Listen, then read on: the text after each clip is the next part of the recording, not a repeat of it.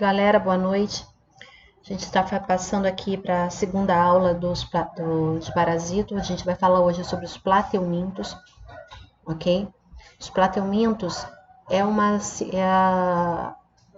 os eumintos, os metazoários, eles são divididos em nemateumintos e plateumintos. Nemateumintos nós vimos na semana passada.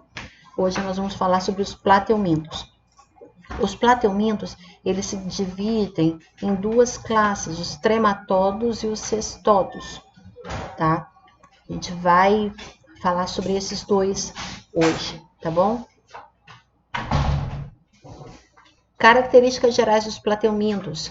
Eles são os primeiros animais que a gente observa, os animais mais, vamos dizer assim, primitivos ou menos complexos. Os animais menos complexos que nós observamos que possuem um sistema nervoso provido de gânglios, ou seja, é um sistema nervoso mais evoluído. A região anterior da cabeça dele, a parte anterior da estrutura de um plateuminto, a gente percebe uma concentração de células sensoriais. É como se fosse o início de um céfalo, né, de uma cabeça, de um sistema nervoso central, o que a gente chama de cefalização. Eles possuem sistema excretor, constituído por protonefrídeos, ou seja, é um organismo, é um órgão parecido, como se fosse um rim, uns néfrons primitivos, que são estruturas tubulares com células especializadas na coleta e remoção de excretas. É como se fosse mesmo um intestino, tá? Um néfron humano. Só que é bem menor e com menores estruturas, menores características. As trocas gasosas dos plateumintos, ou seja, a respiração, acontece no nível da pele, tá? Eles fazem respiração cutânea. Tem o tubo digestório, mas é incompleto, possui uma única abertura. A reprodução pode ser assexuada, e quando é assexuada, eles fazem fissão binária, ou seja, o organismo se divide em dois.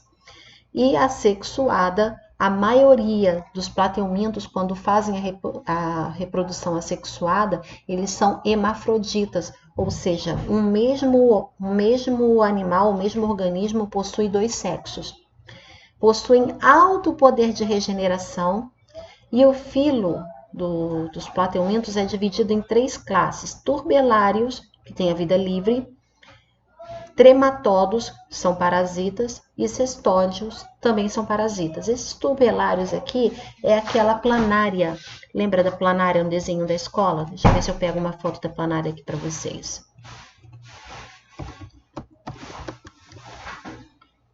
Planária.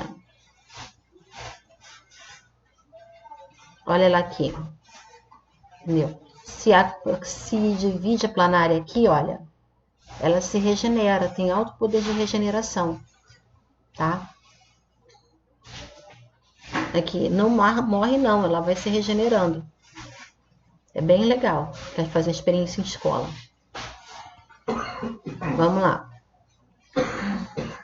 Falando sobre a classe trematódia, os trematódios, nosso exemplo é o Schistosoma mansoni. Existem outros, mas de interesse médico é só o Schistosoma mansoni. Como falei, é um trematóda, são parasitas, eles têm na epiderme dele uma cutícula protetora, sistema digestório, como todo nemateuminto, ele é incompleto, plateuminto ele é incompleto.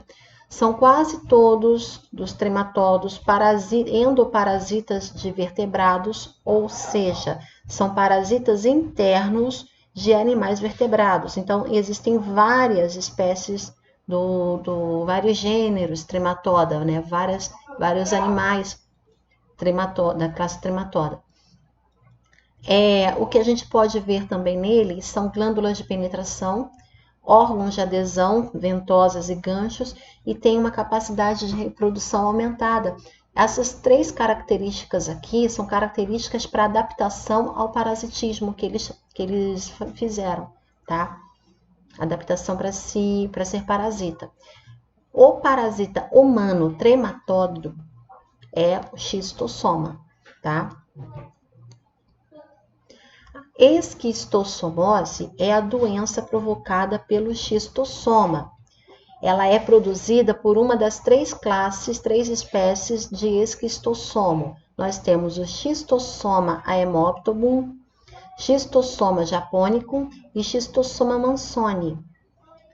Eles são dioicos, ou seja, existe o masculino e o feminino, possuem dois sexos, não são hermafroditas, tem o masculino e tem o feminino, tem o representante masculino e feminino da espécie. E a fêmea se aloja no canal ginecófaro do macho. A fêmea se aloja dentro do macho.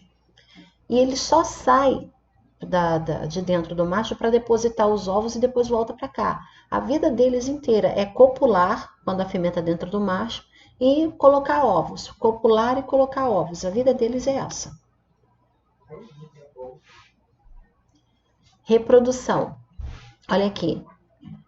A fêmea se encaixa dentro do macho, tá vendo? E o canal ginecóforo aqui faz a ligação, tá? Se fizer um corte longitudinal aqui, nós vamos ver isso. O macho por fora e a fêmea por dentro, tá bom? Aqui, ó, fazendo a cópula, também fazendo a cópula, tá? Ele só sai daqui para colocar ovo e depois volta para cá.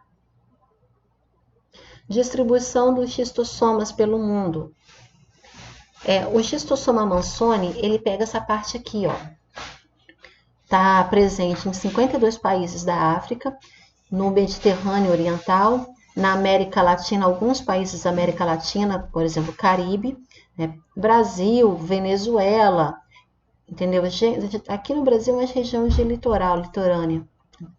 Xistossoma japonicum, ele é asiático, gente. Com esse nome não podia ser nordestino, né? Ele tinha que ser asiático. Xistossoma japonicum nessa área aqui. E o Xistossoma haematobum na África, restrito a 54 países da região africana, tá? E um pouquinho aqui, ó, no Mediterrâneo Oriental, tá bom? No Brasil, que é a área mais de Bahia, Minas, sabe, litoral aqui do Nordeste, nós temos a distribuição da esquistossomose de acordo com a faixa de prevalência por município. Isso são dados de 2009. Em área endêmica, nós temos 9 estados. Maranhão, Alagoas, Bahia, Pernambuco, Paraíba, Rio Grande do Norte, Sergipe, Minas e Espírito Santo. São áreas endêmicas. E áreas que têm focos de transmissão, nós temos 10 estados. Pará, Piauí, Ceará, Rio de Janeiro, São Paulo, Paraná, Santa Catarina, Rio Grande do Sul, Goiás e Distrito Federal. A esquistossomose acomete de 2,5 a 6 milhões de pessoas no Brasil. Bom, vamos lá. Ciclo biológico do xistossoma. Bem, começa, gente, aqui, ó. Começa aqui, quando o homem, o hospedeiro infectado, ele defeca e lança os ovos deixa eu até aumentar um pouquinho mais para ficar mais fácil de ver. Isso, tá melhor mesmo. O ciclo biológico dele começa quando o homem infectado lança os ovos no ambiente, tá? Geralmente próximo em áreas que não tem saneamento básico, enfim, tá? Existem situações, ok, que o xistossoma mansoni ele infecta não somente o trato gastrointestinal, mas também o trato urinário. Então, por exemplo, o xistossoma haematobum, ele é urinário, tá? Ele infecta vias urinárias, rim, bexiga, tá? Enquanto o xistossoma mansoni, o xistossoma japonicum, ele está mais presente nas fezes, ok? Do que na urina. Então, vamos lá. Quando o homem infectado lança os ovos no ambiente, tá? Se for um ambiente aquático próximo de rios e lagos, ou mesmo numa descarga, né, vai para um rio, esses ovos eclodem e liberam o que a gente chama de miracídio. Gente, presta atenção nesses nomes.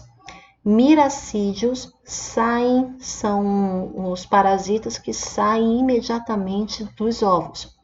Os miracídios, eles têm algumas estruturas que a gente vai falar lá para frente, que permite que ele encontre e penetre nos caramujos, que são os hospedeiros intermediários. Uma vez que depois que penetra o caramujo, o parasita sofre uma alteração, tá? Ele sofre mais uma maturação do estado biológico dele e se transforma em cercárias. Vai fazendo, o miracídio vai se transformando e termina aqui em cercárias. Essas cercárias, elas parecem até um peixezinho com uma coisinha aqui para penetrar. Essas cercárias liberadas pelo caramujo, elas vão para a água, vão nadar na água e são especializadas também para achar o hospedeiro final, o homem. E através da cabeça dela, que tem enzimas lisossomais aqui, conseguem penetrar na pele do homem. Uma vez na pele, entra na circulação, vai perder a cauda durante a penetração e vai se transformar em esquistossômulos. Esses esquistossômulos na circulação vão achar o sistema portal através do fígado, né? Vão achar o sistema portal, vão amadurecer lá no sistema porta, que é aqui perto aqui do fígado, e lá depois se transforma em forma adulta, a fêmea encontra o macho, começam a copular e vai tudo de novo. Tudo bem?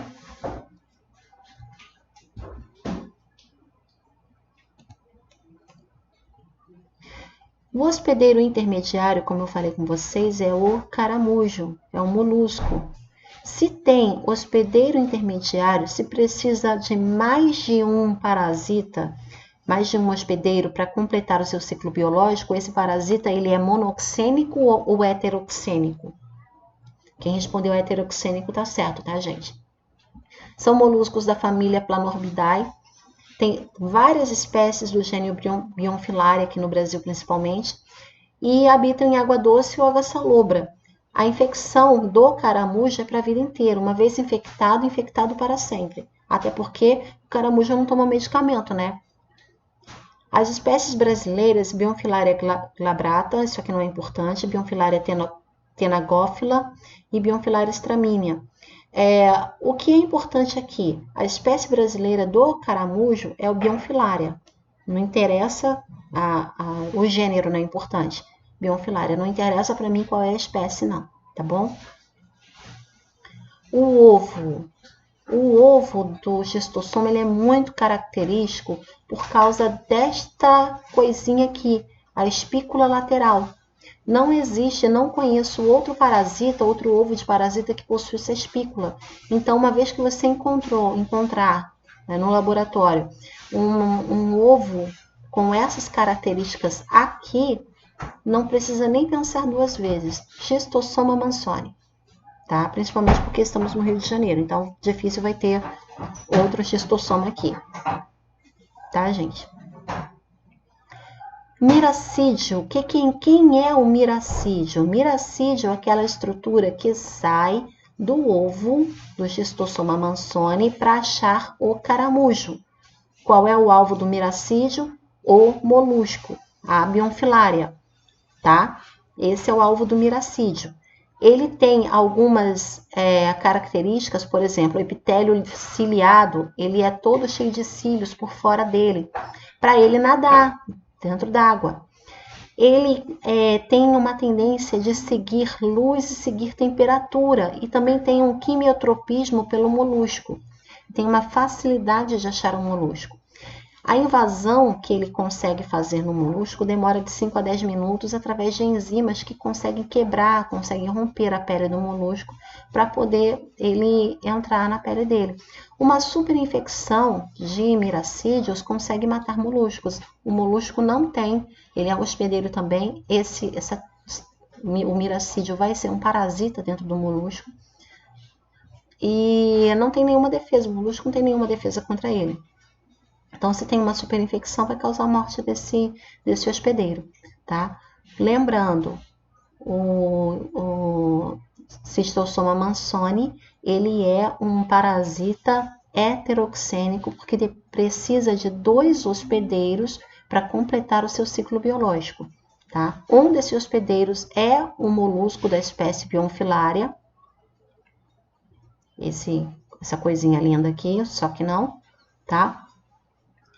Que o Schistosoma mansoni acha ele na de miracídio. Ele sai do ovo da forma de miracídio, nessa forminha aqui, para achar o Bionfilaria, tá? Bom, vamos lá. O molusco, tá? O molusco, ele tem 2 tipos de... O parasita, o Schistosoma, tem 2 tipos de forma dentro do molusco, como o esporocisto secundário, como o esporocisto primário, aqui, tá? Cada miracídio vai originar um esporocisto primário.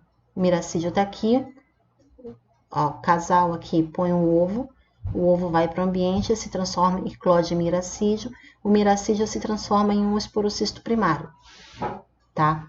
Esse esporocisto primário origina de 20 a 40 esporocistos secundários, esse daqui. Cada esporocisto secundário vai gerar de 1.000 a 3.000 cercárias em 3 a 4 semanas, tá? Então, e a cercária vai entrar, é a cercária que vai entrar no corpo humano, ok? No homem, a cercária tem 8 horas para tentar invadir o hospedeiro. Existem na cercária, esse trocinho aqui, alguns facilitadores, são glândulas secretoras de substâncias que vão quebrar a pele, vão quebrar a derme, a epiderme, para poder entrar e conseguir acessar a corrente sanguínea. O esquistossômulo, que assim que a cercária entra no organismo humano, ele se transforma em esquistossômulo. Na verdade, o que vai entrar é essa parte aqui, a cauda vai ficar de fora. A cauda só serve para nadar e achar o ser humano, tá? Então, essa parte aqui entra no homem e essa parte se transforma no esquistossômulo. Acontece a perda da cauda, como eu falei, a mudança no fototropismo, entrou na corrente sanguínea, vai levado primeiro para o coração, depois para o pulmão, outros órgãos. Mas nesses outros órgãos, eles não conseguem ser viáveis para se desenvolver. Só vão conseguir se desenvolver quem chegar ao sistema portal, tá? Chega mais ou menos em 3 semanas depois, 3 semanas depois eles estão maduros. Se chegar no coração, morre. Se chegar no pulmão, morre. Se chegar no cérebro, morre. Só vai conseguir sobreviver se chegar no sistema portal. Eles aí de novo, ó. O verme adulto mede em torno de 1 centímetro. A parte anterior dele existe uma ventosa oral e ventral, claro, olha aqui, ó, para ele poder se fixar na parede, né, do sistema porta, na parede dos vasos, senão ele não consegue se fixar lá. Ele fica dentro de um vaso sanguíneo, tá, gente? A fêmea mede de 1,5 centímetro, a cor dela é mais escura. A parte anterior dela tem ventosa oral, ventosa ventral, para se prender no macho e para se prender também na parte dos vasos, para ela poder colocar seus ovos. A parte posterior dela tem glândulas vitelina e seco. Nutrição, praticamente sangue, machos de 40 mil hemácias por dia, fêmeas 300 mil hemácias por dia. Mais do que isso não é muito importante não, tá? Os ovos dela, 6 a 8 semanas, começam a colocar ovos após a infecção e tem uma semana para esse ovo aqui sair nas fezes, porque precisa achar o sistema digestório. Sintomatologia, nós temos duas fases da doença. Na fase aguda, sintomas da fase aguda são manifestações clínicas como coceiras e dermatites. Por quê? A cercária, ela precisa penetrar na pele do homem, ela não penetra por ingestão. A gente não engole a cercária, se engolir, o ácido do estômago dá conta dela. Mas a gente não engole, então vai penetrar pela pele. Então, na pele, penetrando muito a cercária, vai ter dermatite, aquelas irritaçõezinhas na pele. Vai ter coceira, dermatite. Deixa eu mostrar para vocês aqui uma imagem.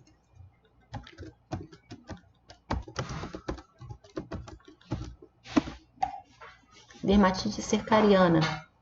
Olha aqui. Isso tudo aqui foi ponto de entrada de cercária, tá? Olha só. Tudo ponto de entrada de cercária. Geralmente, provavelmente, essas pessoas tomaram banho em lagos, em rios, principalmente lagos que estavam contaminados por cercárias, tá?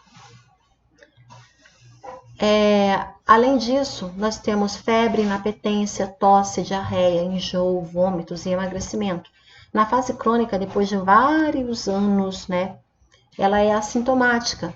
Tem episódio de diarreia, que pode alternar-se com um período de constipação, e a doença pode evoluir para um quadro mais grave com hepatomegalia, que é aumento do fígado, cirrose, também por causa de infecções, por causa de alojamento de ovos, de cistos, né, no fígado.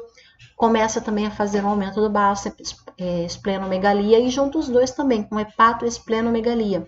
Podem ocorrer hemorragias provocadas por rompimento de veias do esôfago, ascite, porque elas conseguem sair dali, barriga d'água, isso é abdômen dilatado, tá? Olha aqui, gente, barriga d'água. Aqui nós temos hepato, esplenomegalia. Olha o tamanho do baço aqui, olha o tamanho do fígado. Tratamento, tem medicamentos específicos e Cantone, tá? E educação sanitária, saneamento básico, não toma banho em lagos que tenham caramujos, controle sobre esses moluscos aqui, tá? Diagnóstico parasitológico, biópsia retal, uma biópsia hepática, e também tem imunológico, através de intradermorreação e também testes de imunoensaio, ELISA, hematoaglutinação, imunofluorescência específicos para se detectar o parasita. Mas o mais certo mesmo, tá, é o exame parasitológico de fezes. E também o exame clínico, né? Veio o hepatoesplenomegalia como história de morar e tomar banho no local que tem tendência, tem histórico de ser ter casos de esquistossomose, é um sinal que vai ter lá, tá? Daqui a pouquinho a gente volta, tá bom?